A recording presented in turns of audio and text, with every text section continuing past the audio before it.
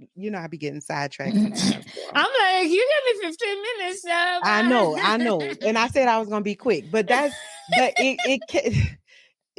anyway, the point that I'm making is that podcast, she was saying that you can introduce a difficult discussion about sex by saying, I was listening to this podcast. You get what I'm saying? So that way it makes it a little easier to transition into those difficult topics, because there's a podcast on everything. There's a podcast for every conversation you could ever need to have, for every relationship you could ever hope to be a part of, and for every situation that you could ever possibly experience, for better or for worse. There's a podcast episode that can help you get a new perspective, that can help you move forward in that area, or that can help you to close a door that needs to be closed, So I think that Shit happens. Shit happens to you and me. It doesn't matter if you're a wizard, a king, or a queen. Even if you are magic, you gotta agree. It's worth it to talk shit out, no matter how messy. Welcome to Shit Happens, where shit always happens and no shit is too insignificant to discuss. From trivial inconveniences to life's profound challenges and everything in between, this show explores every aspect of the unpredictable nature of existence with your favorite shit talker and host, P. Yeah, it's P.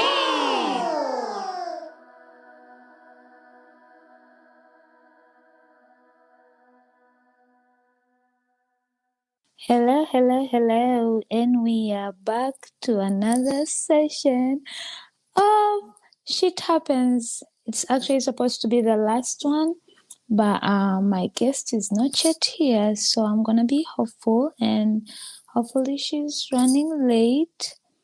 But in the meantime, since this is the last one, I was actually also trying to support a friend and be on a okay, I had to make sure that I sent my guest the email to the link the link to the to this session, because I remember I did not do that with Brian, so I just wanted to make sure. But it looks like on my sent inbox I did send it yesterday, so yay. But also shout out to Stacy, who's having an event today, the New Jersey, New Yorker podcaster meetup, which is was happening at 6:30 to 8:30, and I haven't found a link yet. Hopefully I will be able to catch it after this. But my guest is here, and I just want to say I'm so proud of myself. I've been getting my to-do list for this week going, and I'm left with 2 shit, and I did 3 of the things I was dragging to do. But before I continue taking all the time, let me bring this incredible guest who I met for the first time last year at Afros and Algiers, and I just loved her energy and her vibe, and I was just like, I want to stay connected with you. And I was so happy to see her at Podfest as well. And she's just an incredible human being who we're going to get into all the amazing stuff she does, because she is a motherfucking award-winning producer. Okay, so let's put some respect to Miss Latrice. The Shit Happens. How you doing, baby?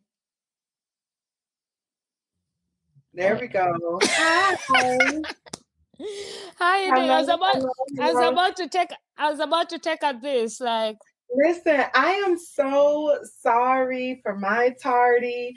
My computer was giving me a hard time, and which is not an excuse. I apologize. I definitely apologize. But it's all right, baby. You made it, and before even 5 minutes, I've had people a little bit late. I feel like I jinxed myself when I named this segment "Shit Happens." So it's like shit actually happens, like.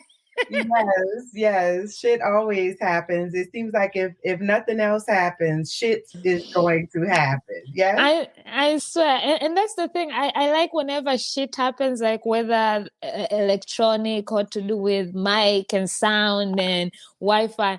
it's always that I have another podcaster, because it's more easier for them to understand than an actual, like, people will be understanding, but a fellow podcaster understands because it's shit we go through every day, however much prepared you are.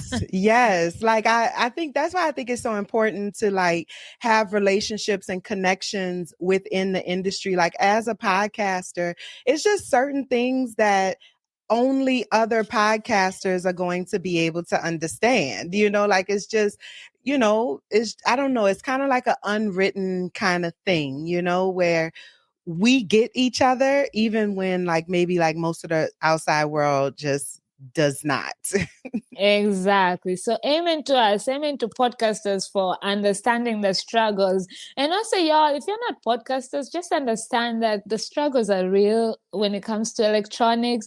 You can be prepared as much as you want. It's going to stop when it wants to stop. And I mean, that's it. And that's all, right? Like that's it. And that is all. So, but I'm very excited to be here with you.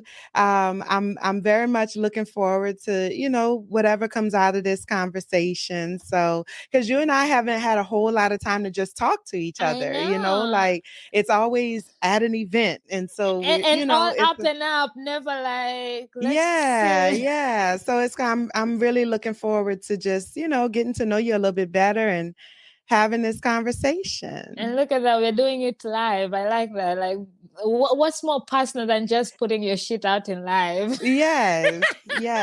Let's trauma bond. Right? By the way, you look amazing. Okay. Oh, thank you. You're glowing. So much. I appreciate it. Life has been kind of rough the last couple years. I talked a little bit about that at Afros and Audio. And I think anybody who follows me, you all know my dad passed last year, and that was very difficult for me. And so I really struggled with that emotionally, so I'm finally starting to feel like I'm on the other side of just like that really difficult part of the grief.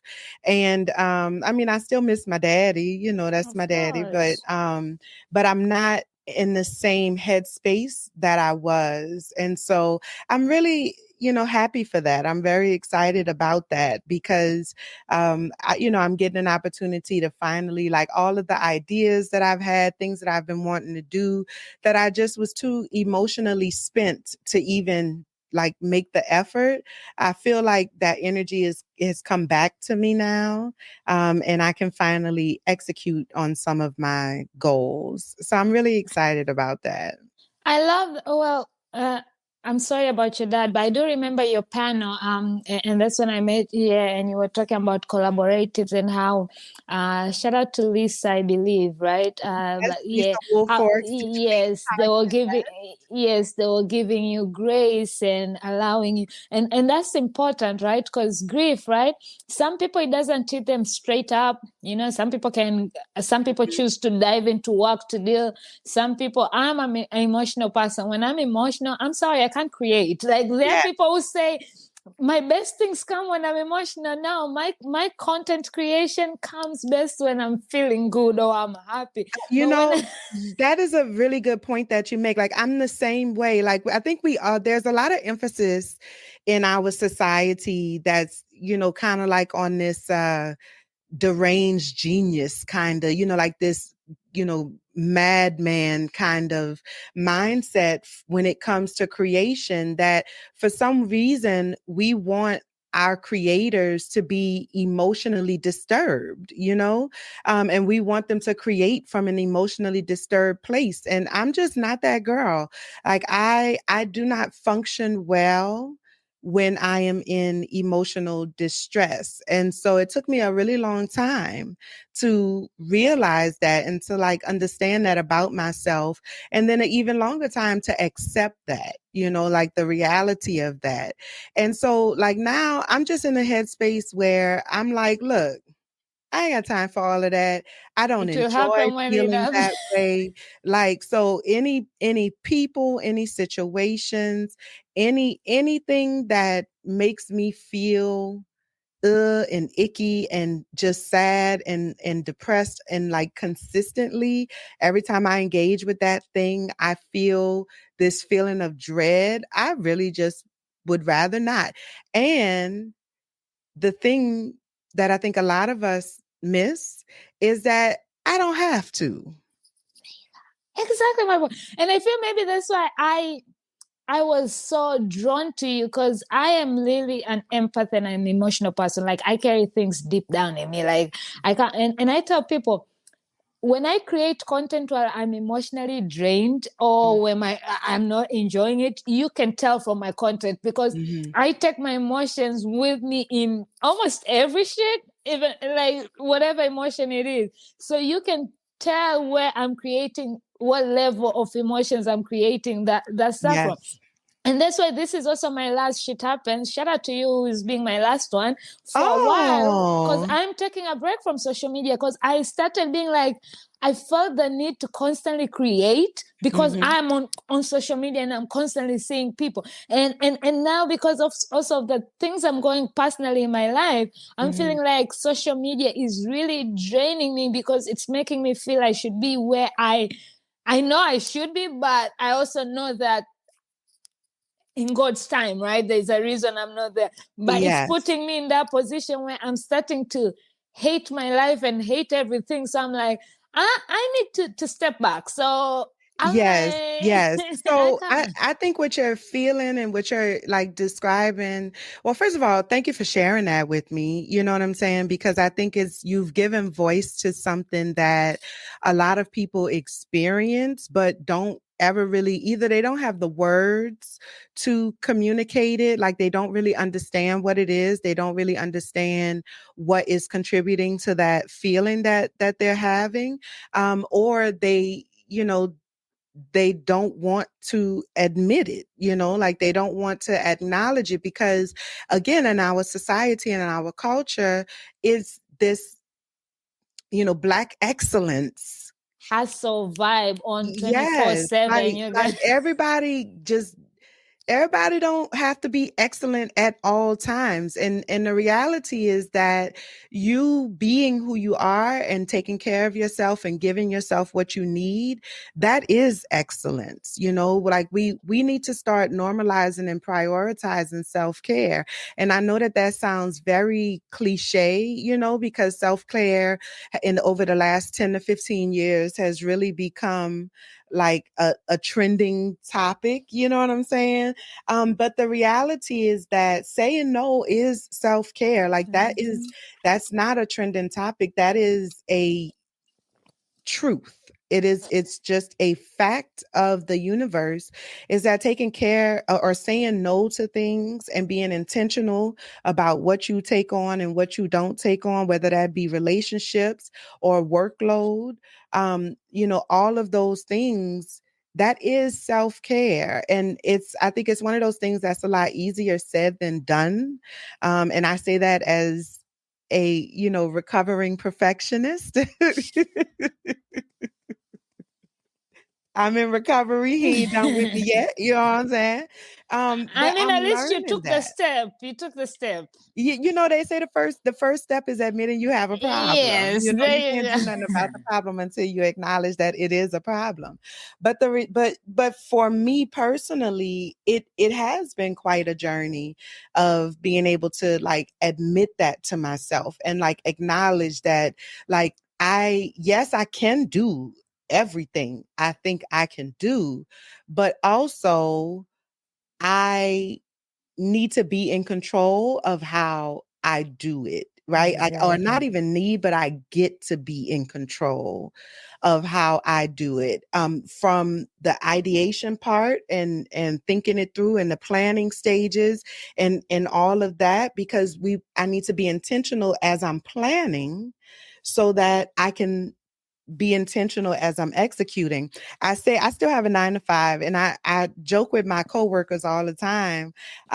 When, like, let's say I'm working on something and I go to my calendar and I have something coming up in a couple days, and I'm like, oh Lord, I got to do X, Y, and Z, and then I go to start doing that thing, and I realize that I've already done it, and I say, you know what? I really love past me because she be thinking about future me, and she be like, future me is gonna want to wish that this was already done.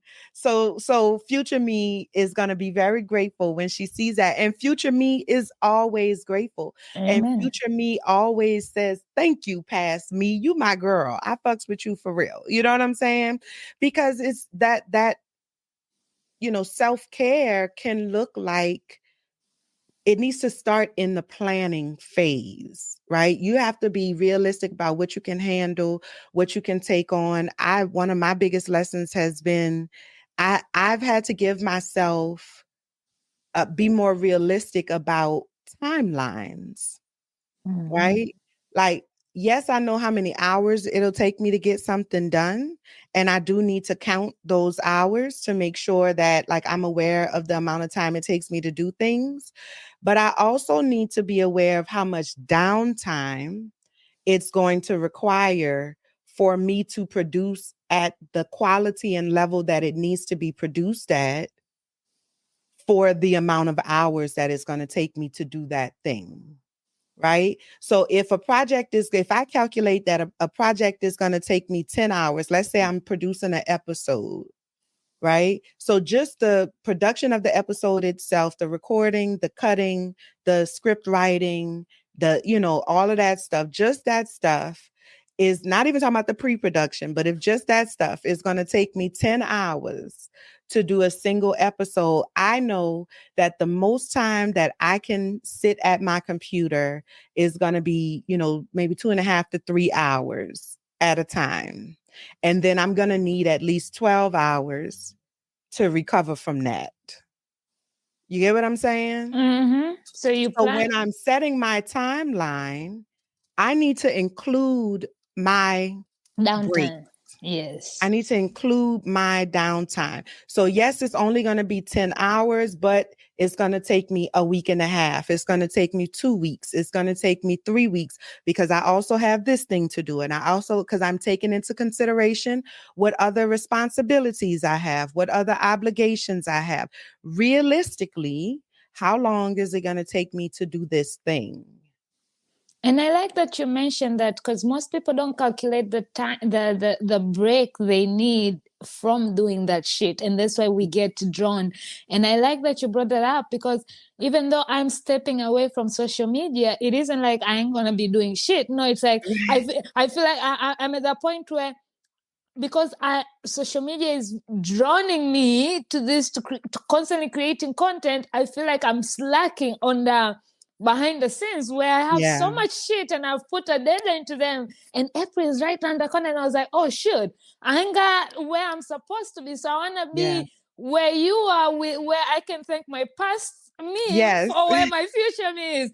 So I'm like, let me take a step back from social media so I can walk through my behind the scenes, and then when I'm finally on the same level with the in front of the scene and behind the scene, I can start putting an actual time for me to be able to work where I'm not drained so much by social media. Because I'm not gonna lie, people say, oh, you just have to set a time, you can just go to social media for 1 hour.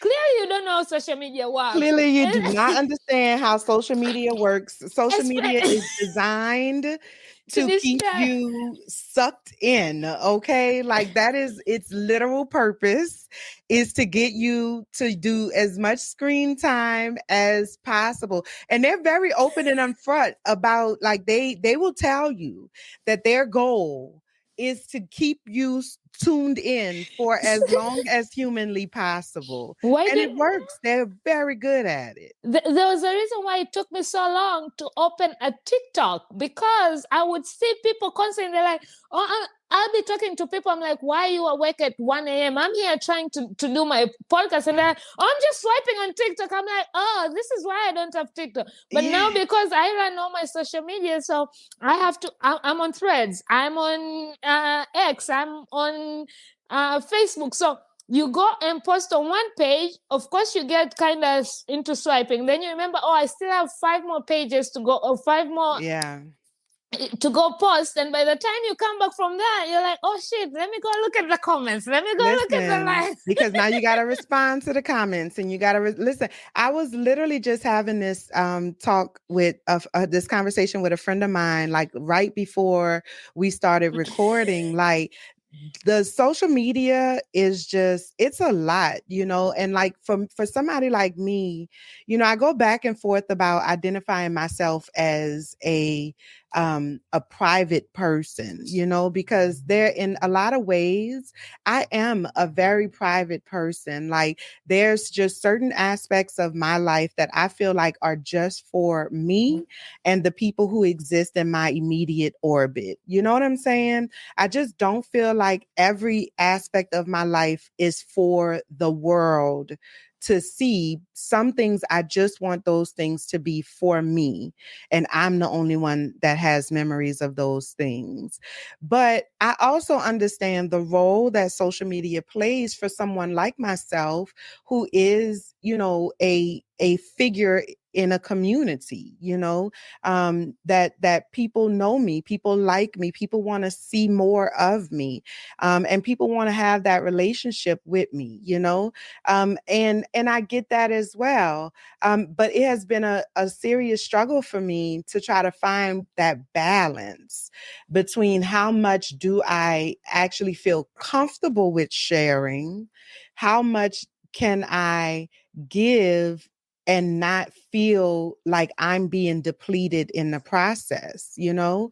And I just haven't, I don't know that I have really found that yet. I mean, where I am right now, I feel okay with, but I do kind of feel like I need to do a little bit more. And I got some things that I'm working on, and just other ways, like I can create in other ways that will generate social media content without necessarily feeling like I need to generate social media content, if that makes sense. Like, I want to do the things that bring me joy and the things that I enjoy doing, because at the end of the day, that's what makes for the best content anyway, right? But I want to be able to repurpose that content multiple ways so that I don't feel burnt out in the process. And so I feel like you know, like kind of zeroing in on what that might look like for me. But it's a struggle. It's a struggle for real. So I totally understand what you're saying and where you're coming from. It really is. And it's funny because our struggles are kind of opposite, because I used to be that person who I don't care. My business is on the streets. Like, I want to show everybody what I am doing whenever I'm doing. Like, I used to be that person, right? And then the more I started getting into being a podcaster, because I started podcasting in 2020, and then realizing that there's more to just promoting your podcast. You kind of now these are people who now are listening to you, and they want to know you outside of you. And then when it started becoming like a necessity kind of thing, it became like, but I don't want to, like, kind of, you know. And now I'm going into that phase where even unless I'm in a conference, but if I'm out with my friends or whatever, I'll take pictures and videos, but I won't share them right there.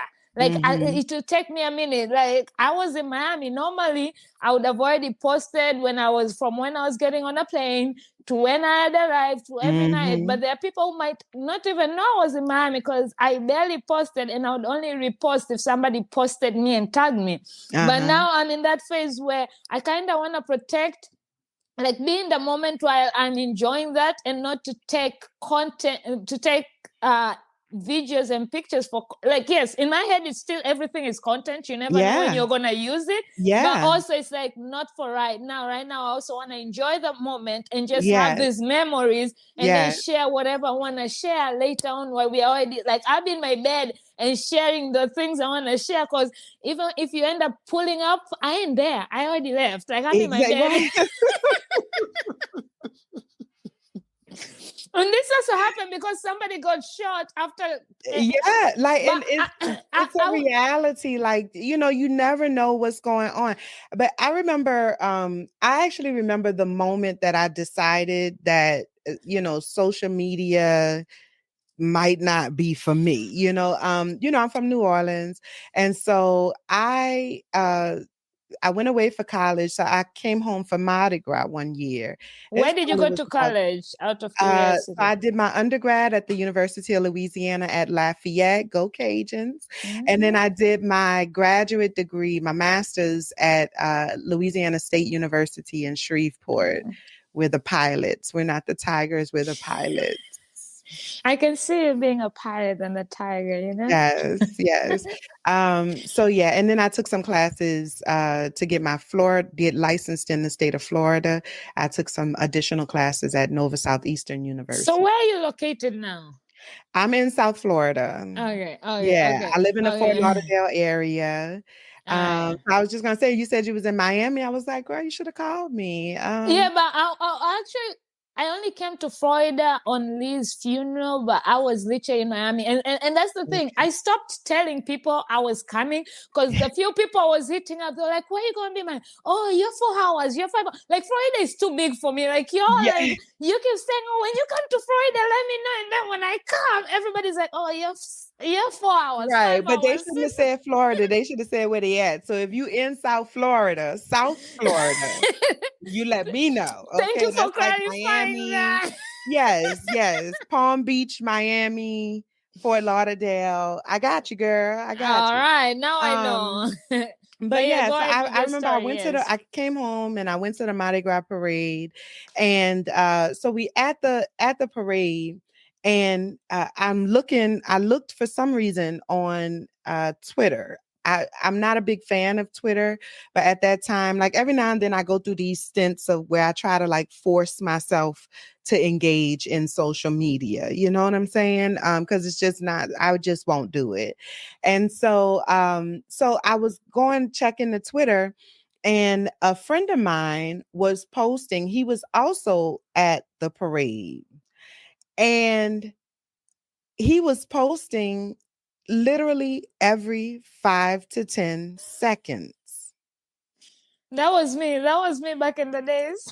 And I remember looking at the post, and I said, you know, and the caption is like, I'm having such a great time. I said, but are you really? Are you really? Are you really enjoying yourself? Are you really you're posting every 10 seconds, literally every 10 seconds. How much fun could you really be having? You're not even present in the moment. How else the online people gonna know he's having a good time? How are people gonna know he's outside? Like, I was just like, so it was in that moment that I was like, if this is what it takes to be successful on social media, y'all can have it, because I want to be present in my life. I want to actually experience the thing. I want to actually feel the joy. I want to actually talk to the people that I want to talk to and have meaningful conversations with people. I want to, experience joy, and I want to drink too many drinks, and I want to get my belly full, and I want to talk shit about the food. And I want, you know what I'm saying? Like, I want to be present and in the moment. And I just don't see how you can do that when everything is content, Exactly. And I think that was what made me also end up switching sides, because as I said, I used to be that person who was constantly posting until I was actually unless I'm on conferences again, because you want to post whoever is on the stage, whatever talks you in, so you can make those people who are not in the conference show up next time. But also even this time in Podfest, I think because I became so busy with wearing so many hats that I was even forgetting that. But people were so used to me, like, you're not at Podfest unless you're on Paula's stories. So people will come and they'll take a picture of me so that I post on their stories. And sometimes because I am so much in a run or actually enjoying conversation, I take the picture, but I don't post it right there and then. Like I have, when I disappear, to take like 5-10 minutes, then I start posting on my story. And people will come up to me, I haven't seen our picture yet. I'm like, calm down. It's coming. Yeah. But I get, because that's what I'm known for at Podfest, but anywhere else these days is like, sometimes I'll even be it will come towards the end. Yes, I remember take a picture of the food, especially if it's designed well. If it's just normal food, but sometimes the presentation comes, you're like, oh, this deserves a picture, so I would do that, but sometimes I'll be so much in the moment that even by the time we're leaving, I'm like, oh shit, we haven't even taken a picture. But also to me, the pictures when I take, it's because this has come from back home, because I'm from Tanzania, which is in East Africa. Mm-hmm. And I haven't lived in my country since I was in high school. I left and I've been moving around. I've lived in UK, Dubai, south of Paris, so I'm constantly moving. So to me, pictures, it's those it's what kind of covers me. Yes, they are memories, but sometimes that could have been the last picture I took with somebody, because God knows when I'm gonna be. When am I gonna be home again? Or even when I'm home again, they might be married. They might it's not the same when I left them. So for me, pictures and videos has always been a ways of memories, because I'm not sure when next I will see, or if I do.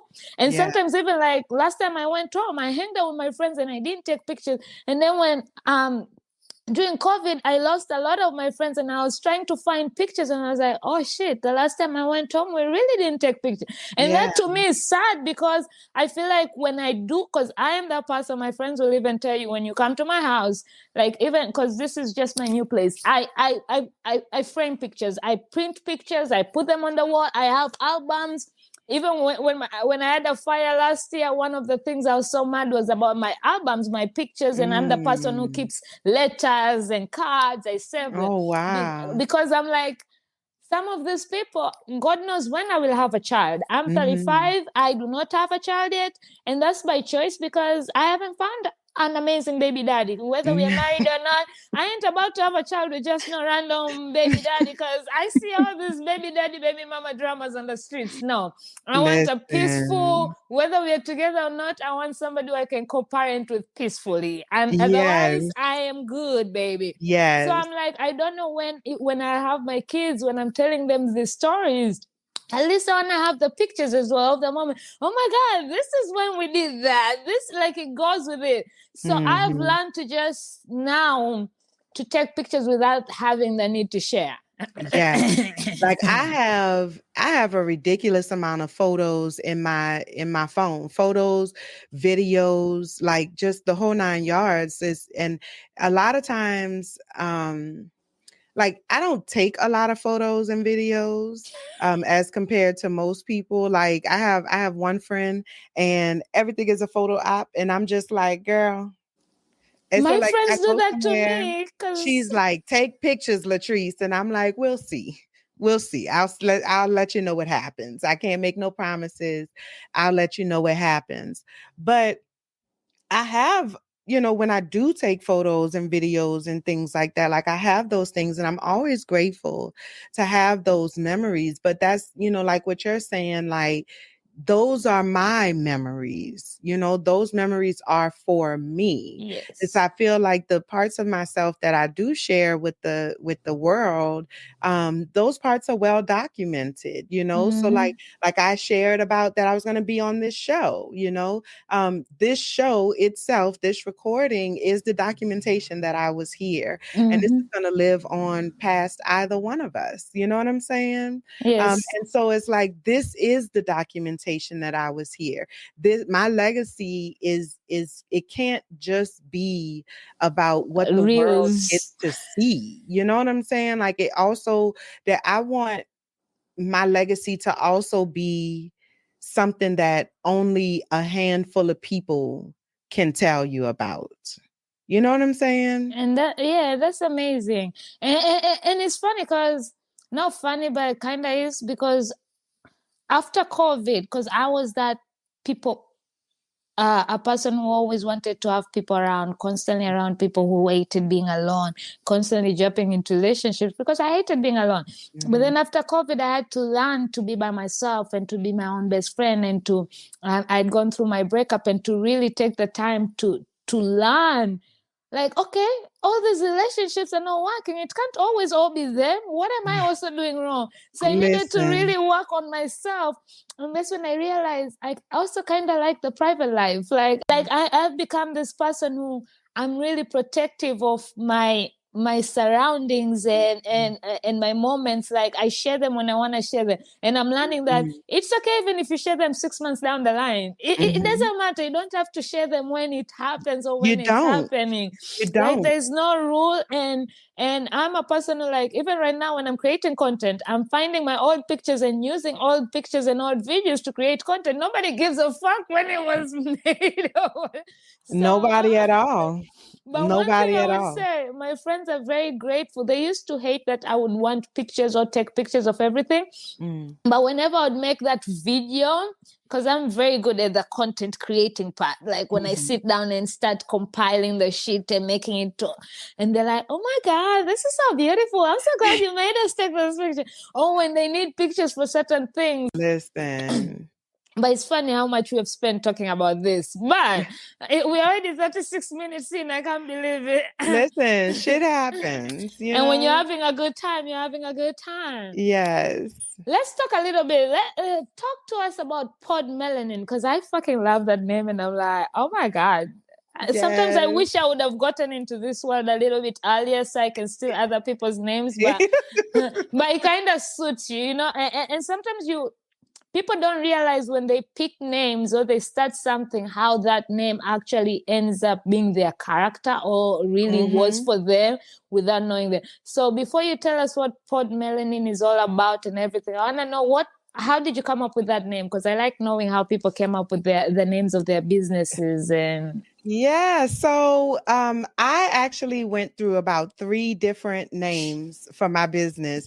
And that's the other thing about social media. It's like you think you done figure something out and then you post about it and then you're like, oh shit, I got to change that, you know? And then you change it, you know. So I came up with the first name, STS Productions, because I'm a therapist by trade, right? And so my first business was Sampson Therapeutic Services, which started off as a private practice, a mental health private practice, but has kind of morphed into, I do like speaking and curriculum development for mental health, right? I'm a therapist. And STS Productions was allowing me to, you know, create a production company that's connected to the original company.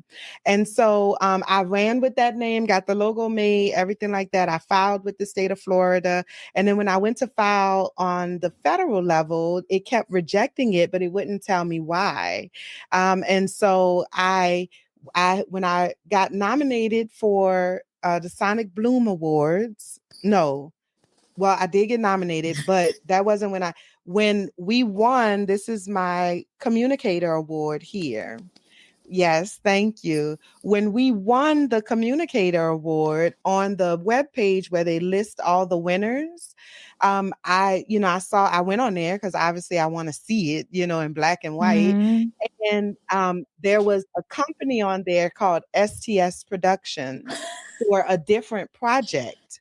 And so I went back to the federal website and I searched for that particular one. And I was like, this is why they keep rejecting it, you know, because it already exists. It is a literal podcast production company. Like, you ain't gonna be able to do that. You got to do something else. So I had to dissolve that. And then I came up with Eden Rock Productions, which is the street that I grew up on. And my mom still lives in that house on that street today. But Eden Rock was already taken as well. And so I got so discouraged and I was just like, okay, like you said, I needed to find something that felt like me. I needed to find something that really could communicate like what my priorities are in the podcasting industry and what it is that I hope to accomplish. And really, when I look at all of my work, I've been blessed to really be able to have a very diverse portfolio in podcasting. I've done a little bit of everything in podcasting. Yes. And I'm very, very grateful for that. But the common thread across everything that I've done is that it's blackity black, black, black. You know what I'm saying? All the way black, black, black, black, All black, the way black, black, black. black. You know, like I love black people. I really do. We love you I love too. black people, and y'all love me back. And that, I think, it just, I don't even have the words to fully communicate how much it really does mean to me, you know, like that y'all love me back. It is a mutually beneficial relationship. You know what I'm saying? Oh my God, Latrice, I've never met anybody who was say, like, anytime I mention Latrice, it's like good vibe. And I don't know if you saw on Threads when I posted about you coming. Shout out to White Label America, Mr. Raf, who I don't like giving credit Yes, to, because Raphael. that's my frenemy over there. But it was like, you are around podcasting loyalty, black loyalty. I was like, and you know when Ralph starts talking, right? So Yes, I love him so much. But the community, you know, the community has been very good to me. And so that's why I just keep giving y'all what I got to give. You know what I'm saying? And so, you know, the idea of doing Podmelanin, I was just thinking, you know, because you want it to be catchy, you know, from a marketing standpoint, it needs to be something that's going to stand out to people. And I was like, well, I want to put melanin in there. And so I was like, well, maybe let's do melanin pod.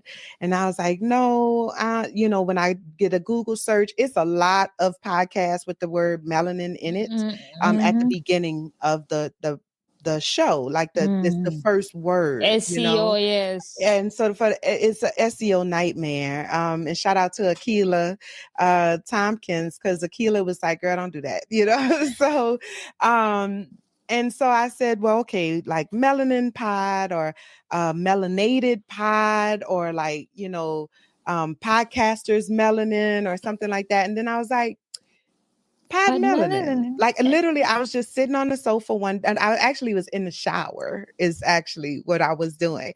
I was in the shower and I just couldn't stop thinking about it. And then all of a sudden I said Podmelanin.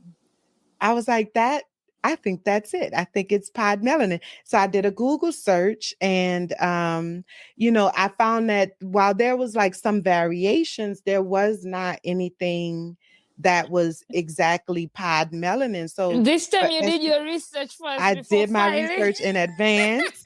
Yes, I did. And so for SEO purposes, it wouldn't be a battle to build my SEO, because it wasn't really being like nothing really was strongly up at the top on it. And so I just went with that, you know, and I designed the logo in Canva. And I love the logo. You know, we went through about 5 or 6 different iterations of the logo.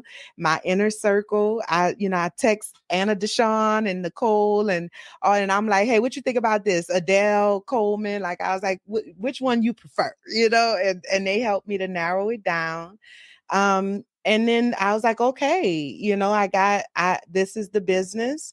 And I knew that it was the right name because there was a clarity that came with it, you know, like you said, like when you hear Podmelanin, you know what this is, you know, you know what you're getting, you know what to expect, right? And it just feels like home. It feels like that's what it always was supposed to be.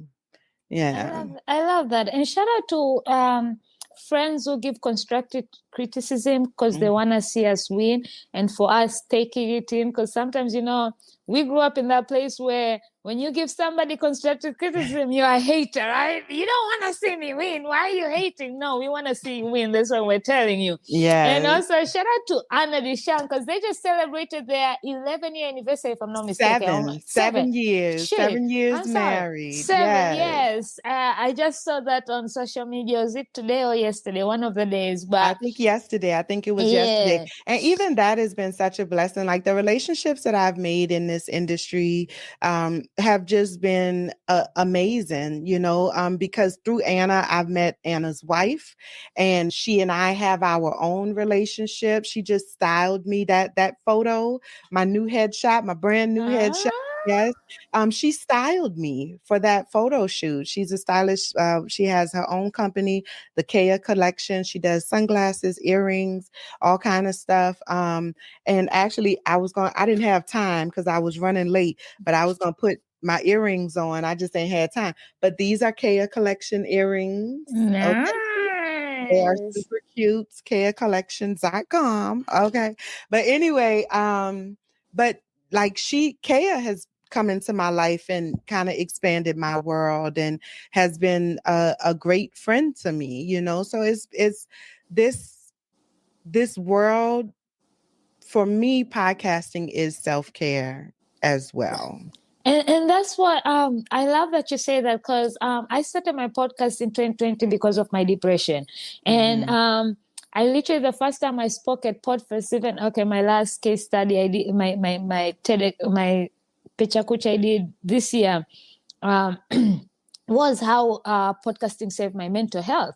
Am I cured from my depression? No, but am I better because now whenever I've found ways and support and all these different types of things to help me go through it because of podcasting. And what people don't understand is these collaborations, these communities you get into. If you are intentional with them and the connections you make, they become more than just podcasting family. They become really your family, the community. I can't speak like Podfest, Black Podcast Association, Women of Colors, like these people who really want to see you win, Empowered Podcasting, Podmatch, like they just don't, they want to hear about your podcasting journey and what you're doing, but they also really want to know, how are you doing as a person? How are you doing? Yes.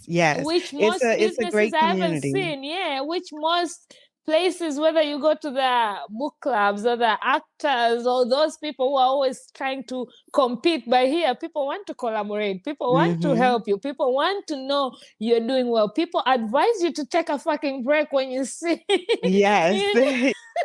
Yes, very much so.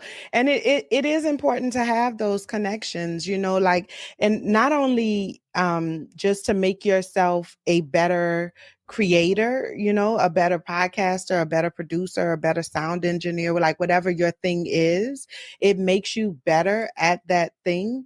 But I think also as you get better at those things, it makes you feel better about who you are, like being able to have like creative expression.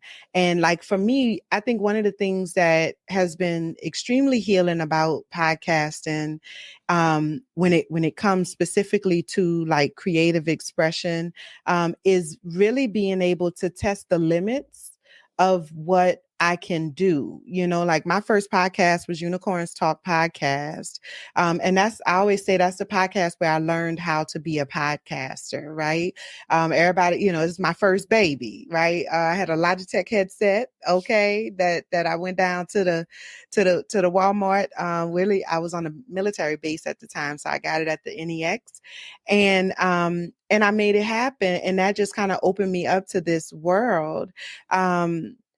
And through the process of learning how to podcast, I was like, well, I think I can do this for real. Like, I enjoy it. I like the way it makes me feel. I like the way it feels to hear the finished product and like to take an episode from the idea all the way through release, and then to have people listen, and then to have people come back and not only tell me that they've listened, but tell me how they were impacted by what they heard. You know, people want to send messages and people jump in your DMs, and even people in my everyday life. Like, I haven't produced a new episode of Unicorns Talk since August 2019.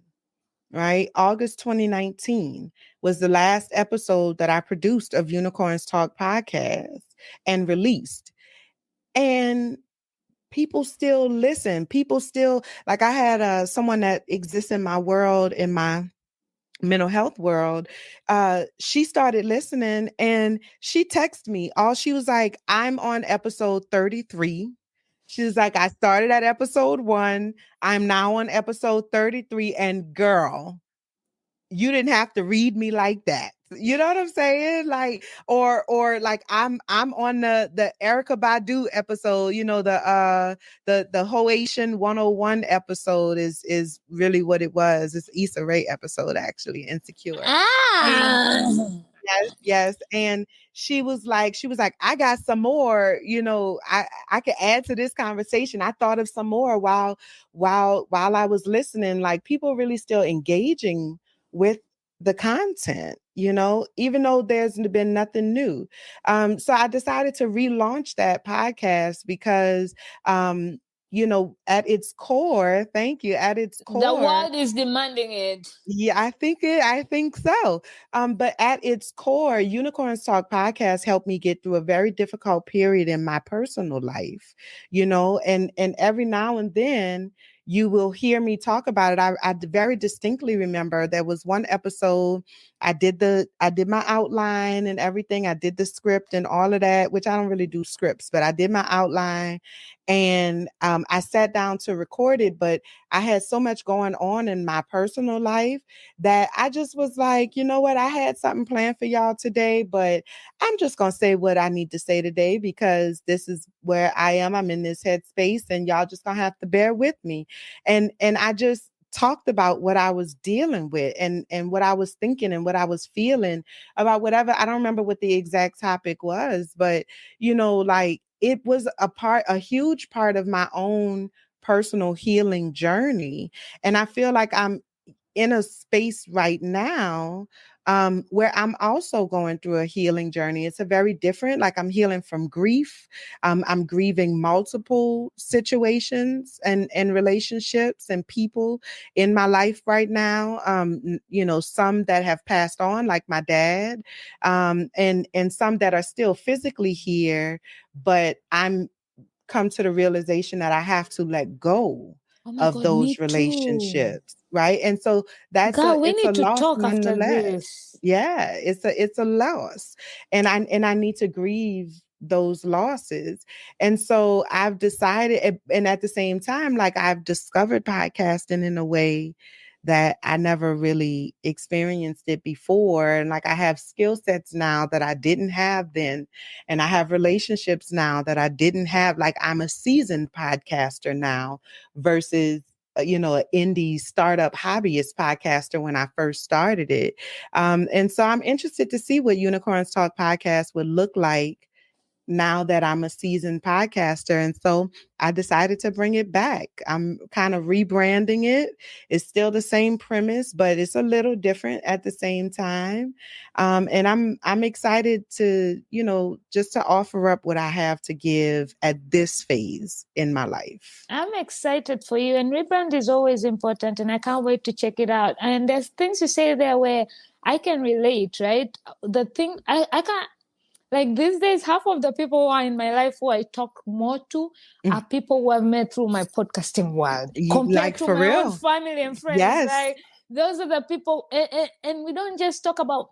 We talk about creating. We talk about checking on each other, our kids, our personal lives, our mental health, all of that, because we understand each other more than the other people. And I wasn't expecting that when I was starting my podcast. When I was starting my podcast, I thought, you know, I need something to get me out of my depression. It's COVID. I need something. So to me, it was like, this is a hobby during COVID, right? And then when COVID, when life started moving back, I was going to work and everything. I was still doing it. And I remember when I started my podcast, my brother, shout out to my younger brother, Alvin boy, that boy, he would, every time an episode comes out, he'll send me a voice note on WhatsApp.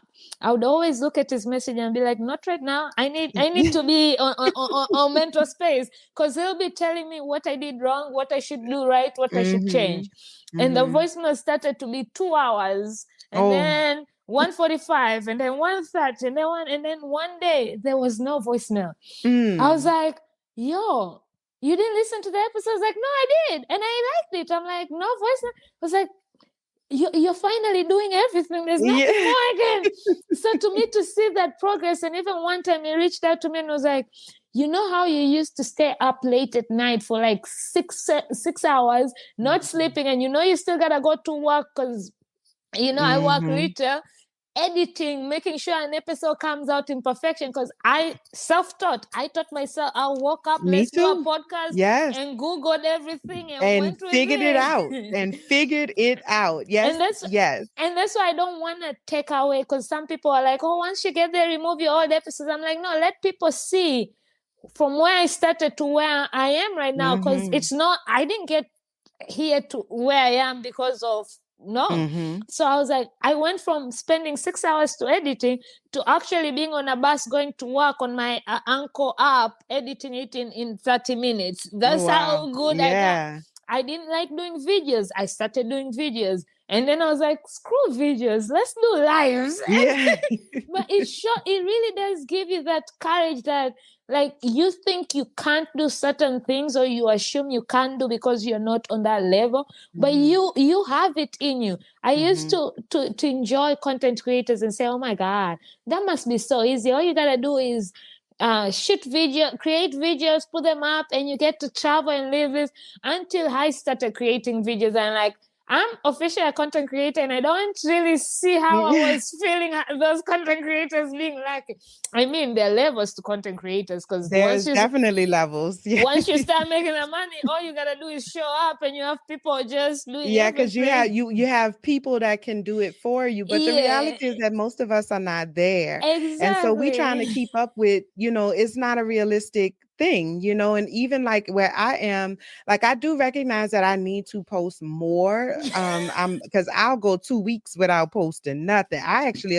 Girl, I could go a month or so without posting nothing and won't even think twice about it, because it's not my thing. It's not something that's ever really on I do think about it, because then I feel bad, because I'm like, oh, I probably should post about this, or, like, I still have an unboxing video from when I got my Oh my award. God, I love doing unboxing videos. That's like my favorite shit. I've recorded it. It's on my phone somewhere. I could send it to you if you want to edit it for me, girl, because Latrice, I love creating content. Send your shit. I'll edit it for you. And I'll even post it for you. Listen, I just hate doing my own shit. I don't mind. Don't threaten me with a good time now, Paula.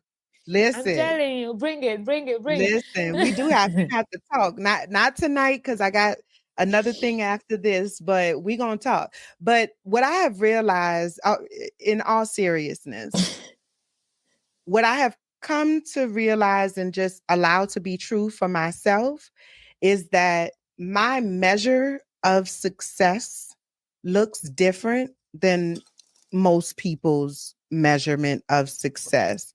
And so I feel like people will make you believe that success in any industry at this point in life, right, at this point in time, looks like, 10,000 followers on Instagram, 200,000 followers on TikTok. You got to have, 20,000 subs on YouTube, and you got to get this and the metrics of this and the metrics of that. And, I definitely understand the place that those things serve, right? Like that they hold, and the relevance that they serve, right?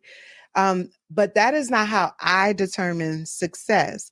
Success for me is when I show up at Afros and Audio in person, and people are excited to see me and genuinely happy to meet me for the first time. And, oh my God, I can't believe I'm meeting you. And I'm like, girl, I can't believe I'm meeting you. You know what I'm saying?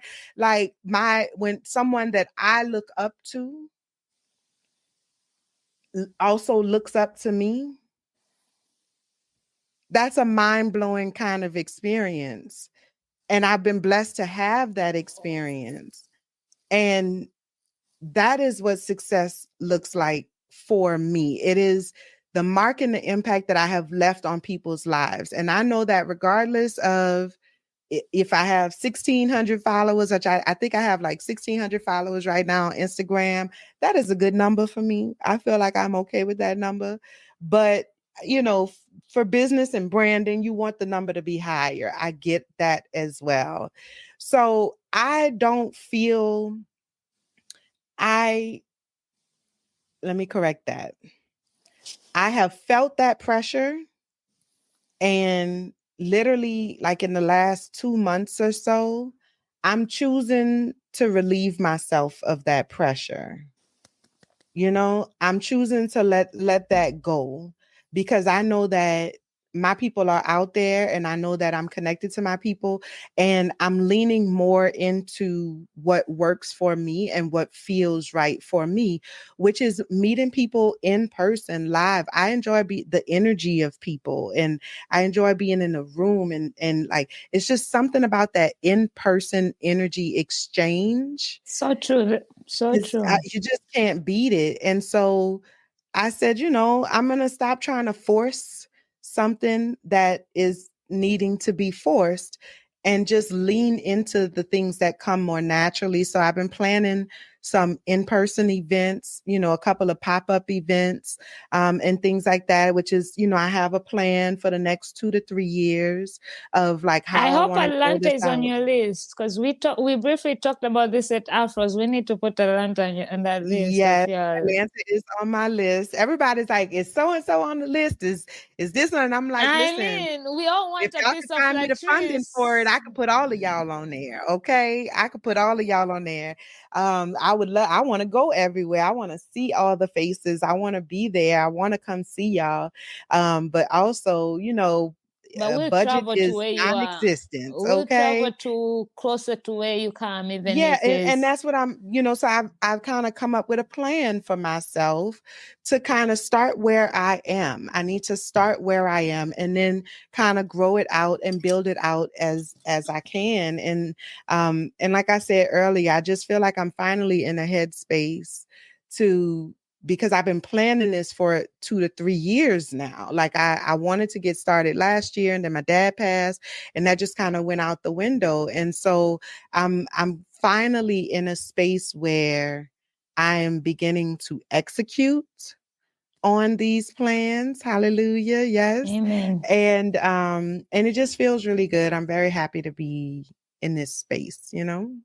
And I like that. And I like that. I think we all have this. I hate when people, the norm is, there's no norm. Everybody should define success to what they are. There are people who I've seen with less followers doing amazing shit, and people with big followers and nothing. And to me, for the longest time, I was like, I don't care about the followers. I want engagement. Like, because what's the point of having so many followers and there's no engagement? As long as I have engagement on my post, even if I have 500 people, I'm happy with that.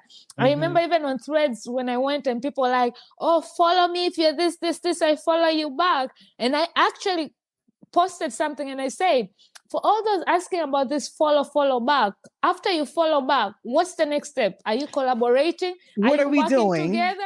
Or are What we are we just doing? following to add our numbers just to have more people? Listen, let me let you in on a little secret. I have actually been unfollowing, because you remember when Clubhouse was a thing? When Clubhouse became a thing during the pandemic, and everybody was going crazy about the Clubhouse, I will admit that I loved Clubhouse. I thought Clubhouse was going to be, and I mean, I guess in some ways it has become, but I think it had the potential to be something really big for podcasters in particular, you know, because of the format. It's an audio format. It's an audio-based format. But you know, as time goes on, as they all do, it became the same thing as all of the people no other. longer had a lot of time during the Yes, COVID. like People had too much time. There were so many rooms. Like once those algorithms start kicking in, it's not fun anymore. Like I should be able to control what I see. Why does an algorithm get to tell me so many ads and shit? It's ridiculous. It's ridiculous. Why are you on my page? I don't even follow you, and you're suggesting me to follow. No, if I want to follow them, I'll find then I would. Exactly. But speaking of Clubhouse, 1 minute. Empowered Podcasting Clubhouse Room still runs Monday to Friday, 7 to 8, and we're having our first in-person event in Charlotte, North Carolina this June. Oh, congratulations. 28 to 29. And it's amazing because now Dominic is a moderator in there. Walter is a moderator. Krista is always in the room. We have started getting Creighton Patel in there as well. So we've been growing, and they recently turned it into a podcast as well. So they put it out on other platforms as well. So, Yeah. but that's the only time I go to Clubhouse. Like literally. Yeah.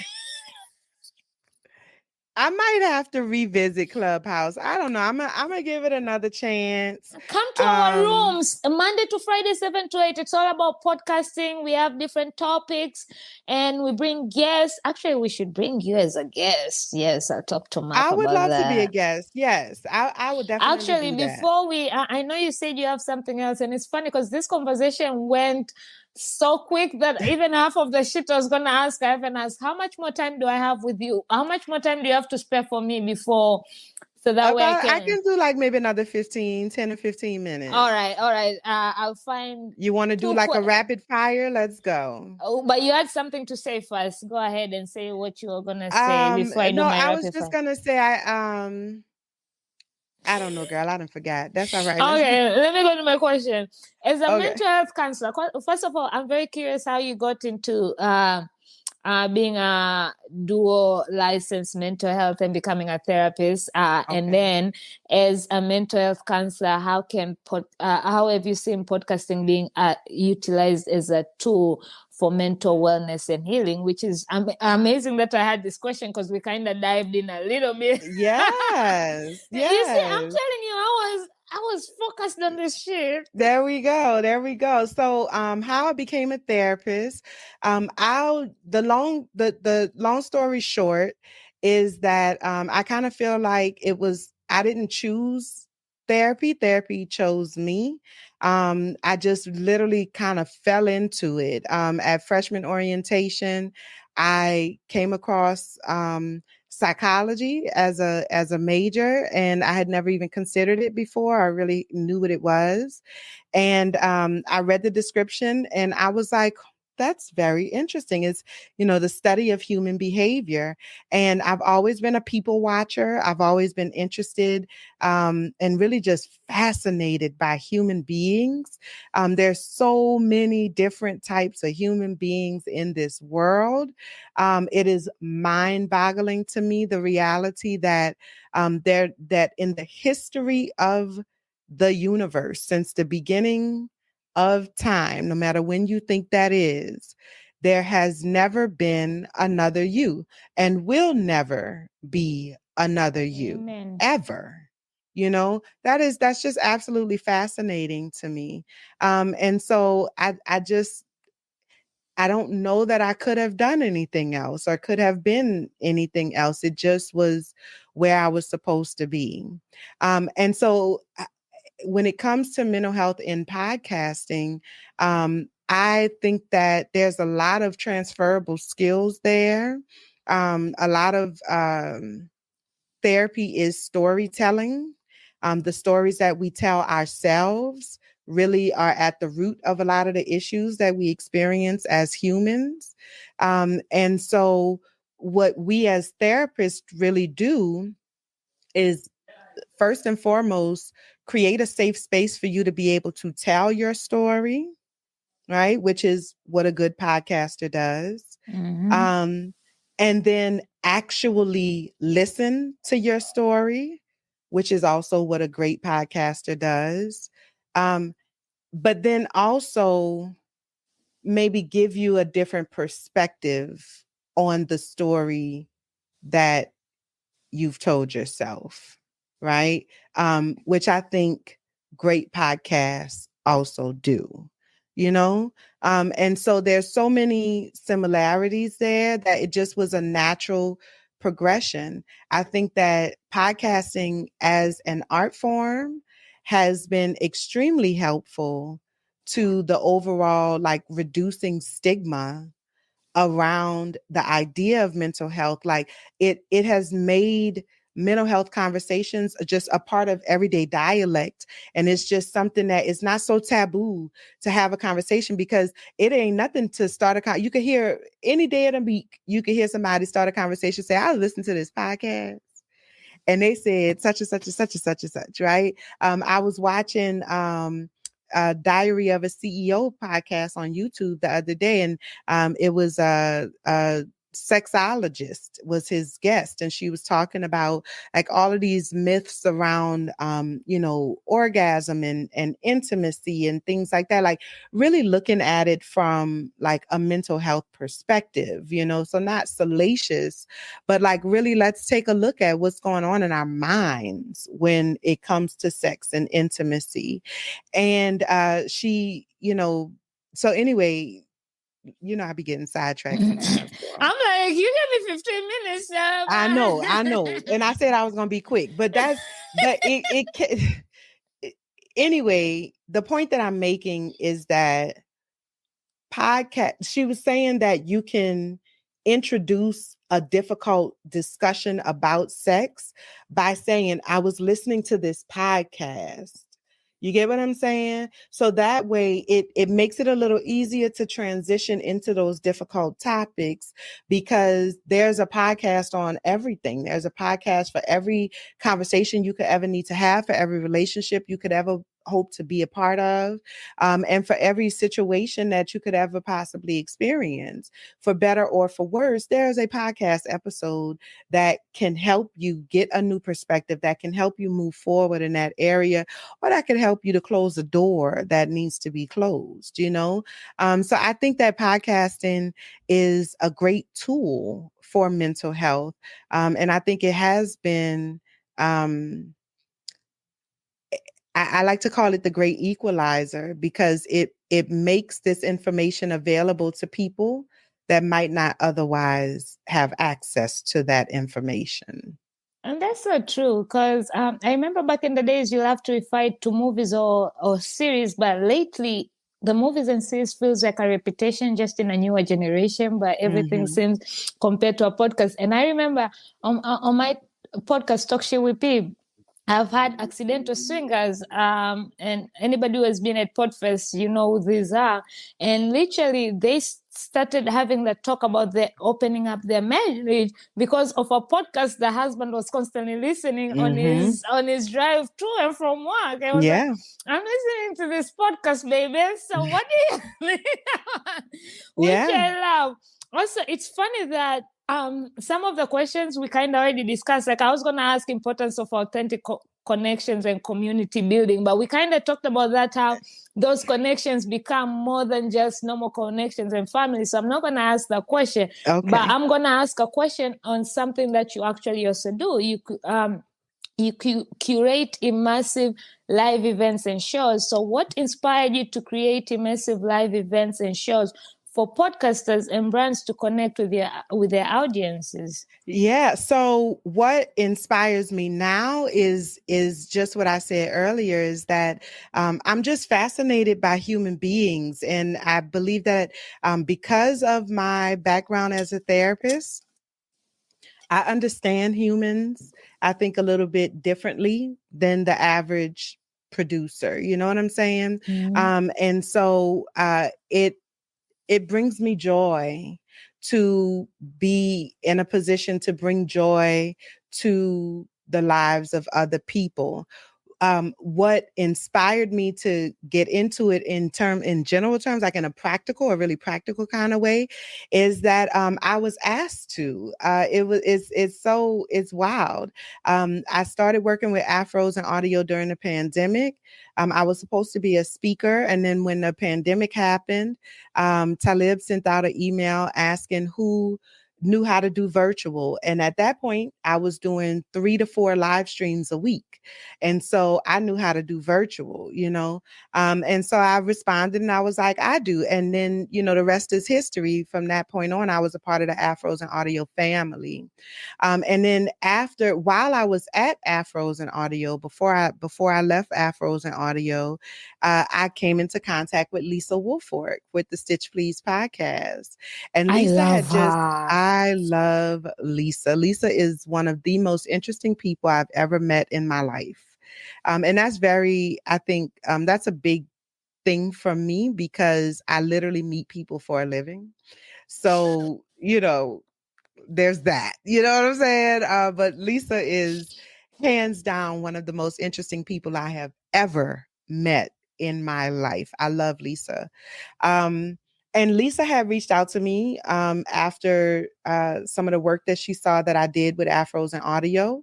And she asked me to help her with planning a live event that she wanted to do. And I said, Lisa, of course I will help you, because I had kind of started getting the itch to try to want to do more things. Afros and Audio kind of introduced that idea to me that this is something that I can do. And I was ready to kind of stretch and see what I could actually do, like what I was capable of. And then this opportunity with Lisa just landed right on my lap. And so we planned that first show. I believe we went to Seattle the first show, and I loved it so much, and she loved it so much. And after that, she was like, "You are officially my live event producer." And I was like, Oh, okay. Say less. all right, and since then we have done two more. I think we did 3 cities altogether so far: Seattle, Chicago, and Atlanta. And I have produced with Lisa over 8 episodes, about 8 episodes I've produced with Lisa in those 3 different events. And it's been amazing. We actually are about to start planning one right now. And so that's how I got into it. It was just somebody reaching out to me and saying, hey, would you mind X, Y, and Z? And me just kind of trusting my instinct that this is something that not only can I do, but that I think I can do it very well. And that shows, that's the thing. Sometimes we don't believe in ourselves as much, even though we know we have it, but people see it. For me, it was after Podfest, when I got that award at Podfest for Community Hero Award. To me, it's just something I'm doing because I love doing it. But and most of the times you don't think people are noticing the shit you do, just by being you, but just by you being you. Like I was just being Paula. Like I do what I love. I like talking to people. I like making people comfortable. And especially when I find a community that pours so much into me, I want to pour back. It makes me want to pour back because why wouldn't I, right? If I'm getting all this and to be given the award, I was like, yo, I want to continue being in places where I am seen. But it was also a lesson like, these people believe so much in me. I'm here thinking I'm this small fish in this big pond, but they're actually people sitting in rooms talking about me and what I bring to the table. That should show you. But it's a blessing. Like it's such a blessing.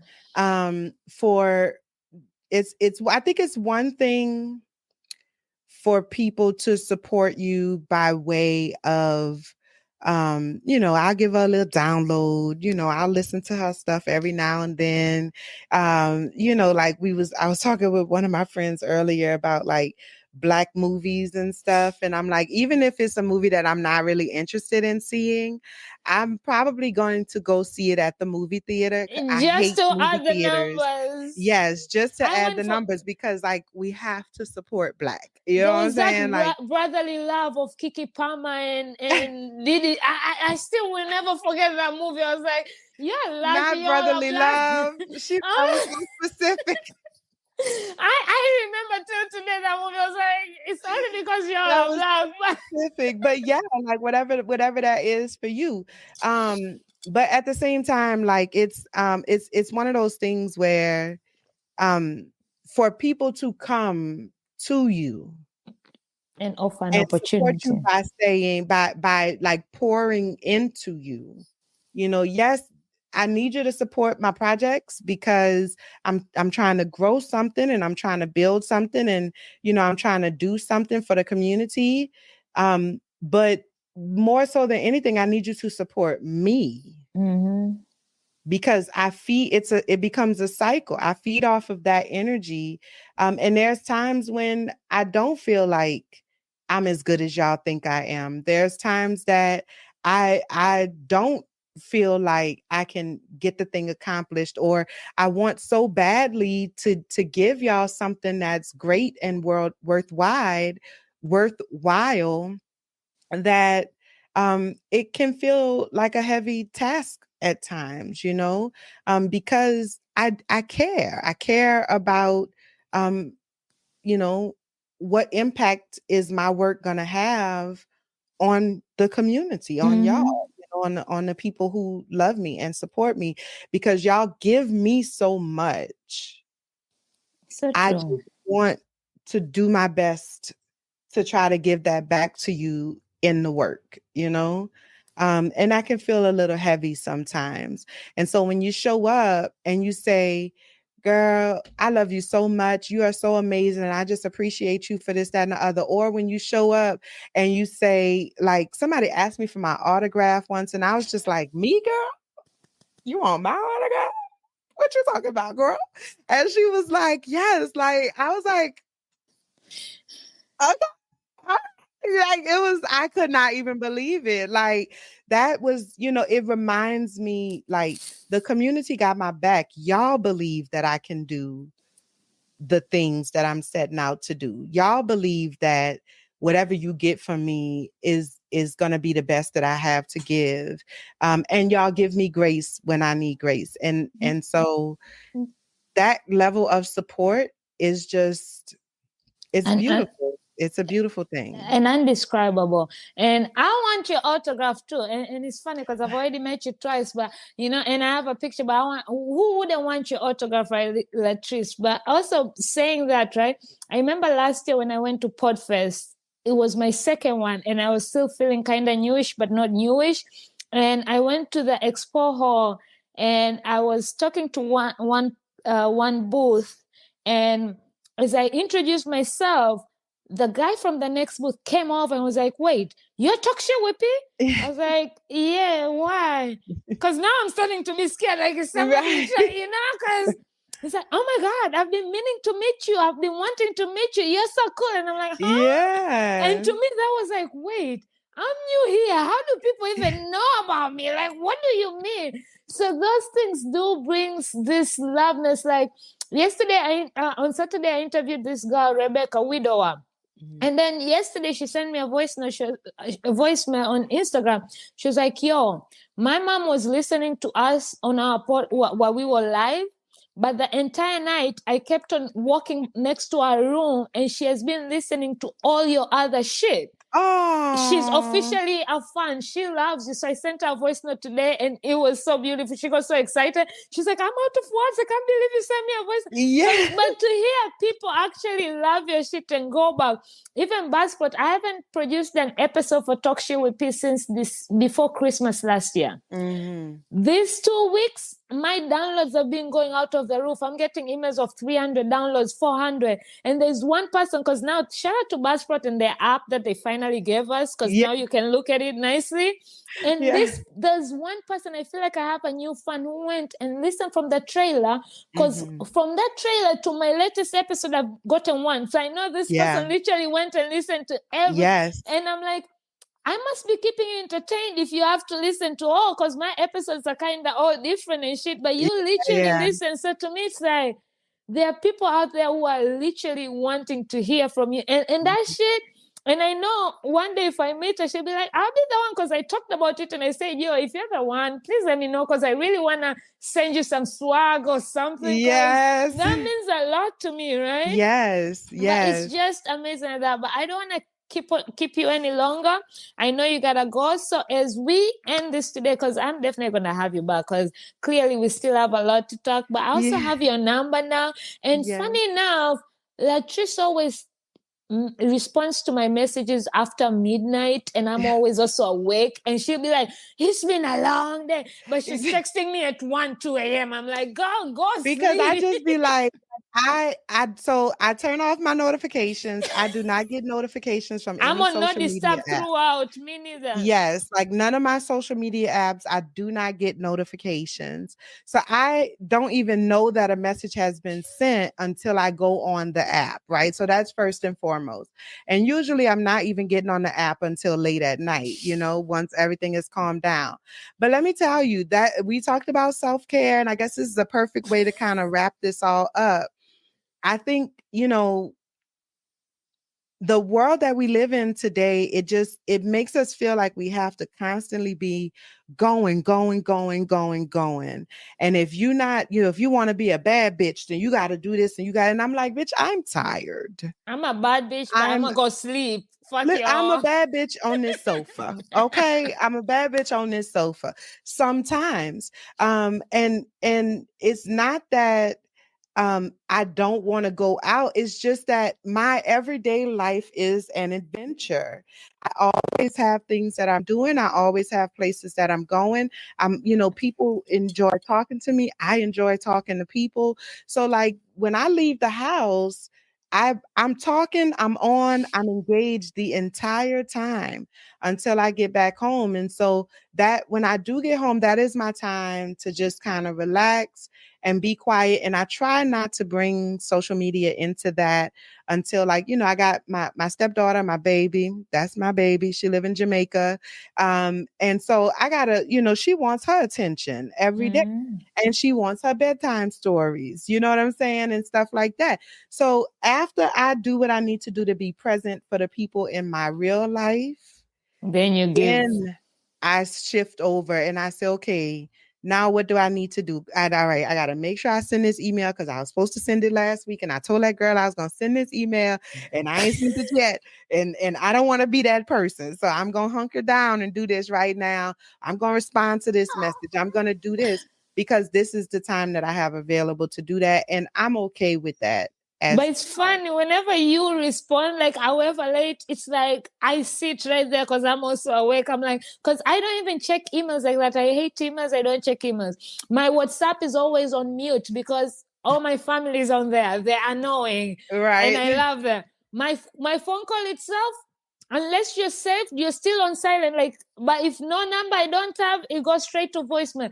Messages, I don't get notification. I have to open the message app to see if I have messages. Like I'm a person who, my phone doesn't even have a ring. I don't remember even listening to a ring unless I'm expecting a call or somebody say they'll call me back and I don't want to miss it. That's when I'll turn the ringer on. But everything, I'm always on silent. Like I will respond when I want to. I will reach out because we also have this thing like, oh, she's on social media. Why isn't she responding to my message? Because I don't want to respond to your message right now. Because I don't feel like it. Exactly. And that is enough reason why. But as we end this, please let the people, first of all, I want to say thank you so much. I had an amazing time with you. And I mean, I already knew it was gonna be a good time, but I'm just saying thank you for bringing the good time in reality.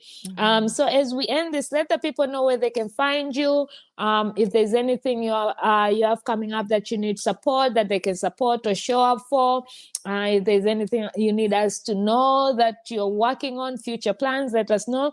And also an advice for people out there who are having a hard time approaching collaborations with brands and organizations to amplify the impact of their podcast limitations, because you're good at that, reaching out to for collaborations to brands. I mean, look, where is that? Look at all this list of collaborations. We have BPA, then we have BP. BPA needs we can't have BPA for. I know. I always say BP Association or BP Awards. Like we got to do better with these acronyms. Okay, we got to do better with these acronyms. But I want to say thank you so much for having me. This has been amazing. You always have such good energy, and I am very sensitive to energy. I'm very much an empath, and so I feel people's energies, I think maybe a little, just really deeply, so you always have really great energy. And so I appreciate you for asking me to be on your show, and for just kind of creating the space for us to be able to have this conversation. So thank you for that. As far as where people can reach me, so I am on Instagram at Latrice Sampson Richards. I'm also on TikTok as Rich by Marriage. I'm just letting y'all know right now, I don't be posting like that. Okay. But I do it is a great way to keep up with what I have going on. So anytime I'm doing a show or doing an interview or launching a new project, if you want to know what projects I have that I'm working on, when I release new episodes, things like that, then follow me on Instagram, because that is the primary place where that is shared. I'm working on right now the website for Podmelanin. And so that's going to be coming very soon for anyone who's interested in working with me. In the meantime, my DMs are open on Instagram. I do check my DMs, but just remember, like I said, I might not respond to you immediately because I do not have notifications on. And so give me a little bit of time, but I'm going to get to you. And then, you can definitely go to my website, latricesampsonrichards.com, which is under construction as well. I'm kind of shifting it over from mental health to podcasting. And so that transition is happening as well. And yeah, I mean, that's it. If you see me out there in the streets, say hey. I'll say hey back. I promise. As for autograph, but yes, Yes. the advice for the people. Yes. And then I think that advice that I would give, so I think it's important first and foremost for me to be very transparent and honest about the fact that honestly, the relationships that I have right now are not, or that like the collaborations that I have been blessed to be a part of, I did not go seeking those out. They were offered to me, or they came to me in some way. Like I said, the opportunity with Afros and Audio just kind of presented itself, and I took advantage of it and became a part of that team. But in some other cases, those offers were made to me. So I don't necessarily have, I haven't necessarily had to seek out relationships, but I do find myself now in a space where I'm being more intentional about seeking out relationships. And I think the number one thing that I have learned and am learning in this journey, and that I think is a really good takeaway for anybody who might be interested in partnering with brands to create events and things like that, live shows, is that you have to be clear about what it is you're doing, and you have to be unwavering about how it is that you do that, right? And what I mean by that is, and this is something actually that I learned in my time with Afros and Audio, is that if a brand is going to work with you, it's because you have something that they find valuable. Okay, whatever that might be. You have something that they find valuable. And the reason that you have that thing, which is your audience, okay? And the reason that you have that thing, that audience, is because of who you are and how you show up. Your audience is attracted to the content that you create from your mind. So a brand does not get to come in and change the way that you do what you do, because when you allow them to change what you're doing, you're allowing them to interfere with the relationship you have built with your audience. And so they can give feedback, they can make requests. But at the end of the day, I'm doing what I want to do, the way I think it needs to be done. Now, I can give some concessions if it's okay, if it's reasonable. Of course, we want to be flexible in that way. But if you start to feel like a brand is trying to change the core or the essence of who you are, or how you do what it is that you do, then it's just not a good fit. And we have to be okay with walking away sometimes and believing that another opportunity will make itself available that is a better fit for who I am and what it is that I do.